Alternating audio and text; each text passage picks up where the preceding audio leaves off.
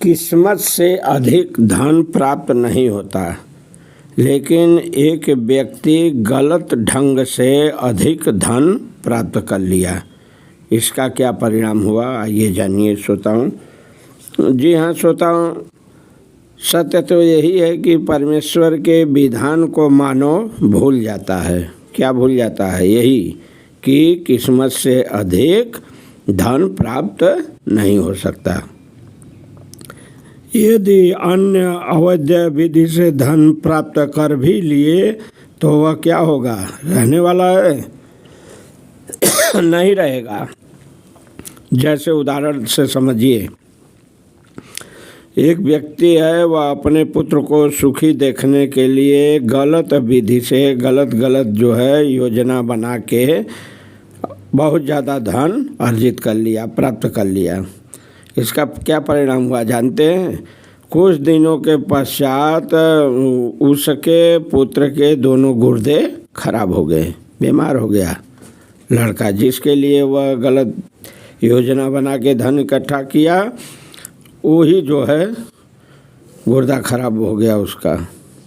जब गुर्दा खराब हो गया तो जैसे तैसे करके गुर्दा तो बदलवा दिया। धन तो अर्जित किया था बहुत ज़्यादा, तो जैसे तैसे करके गुर्दा तो बदलवा दिया, लेकिन पैसा बहुत ज़्यादा खर्च हो गया।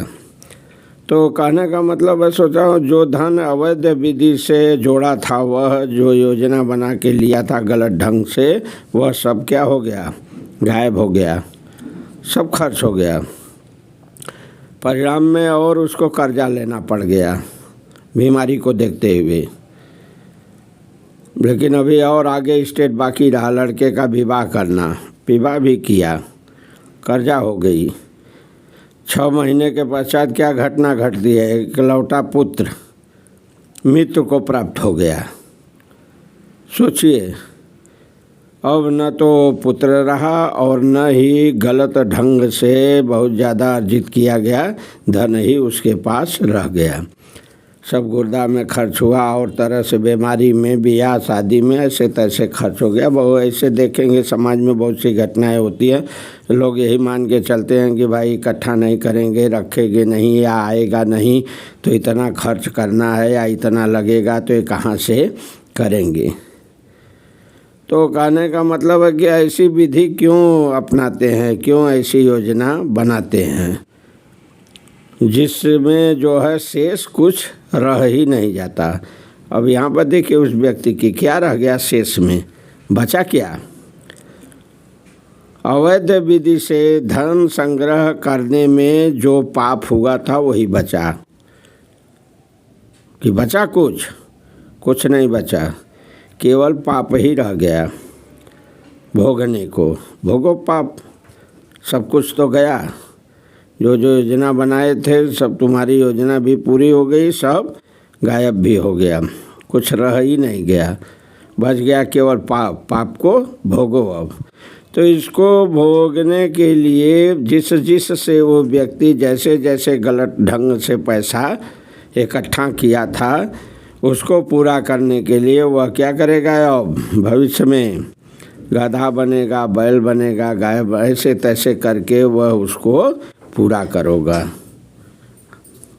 ऐसा प्रमाण है श्रोताओं। सत्य तो यही है श्रोताओं कि किस्मत को तो केवल परमेश्वर ही बदलते हैं। क्यों? क्योंकि परमेश्वर के गुणों में लिखा है कि परमात्मा निर्धन को क्या कर देते हैं? धनवान कर देते हैं श्रोताओं। ये सत्य है। सतयुग में कोई भी प्राणी श्रोताओं गलत कार्य नहीं करता। क्यों नहीं करता?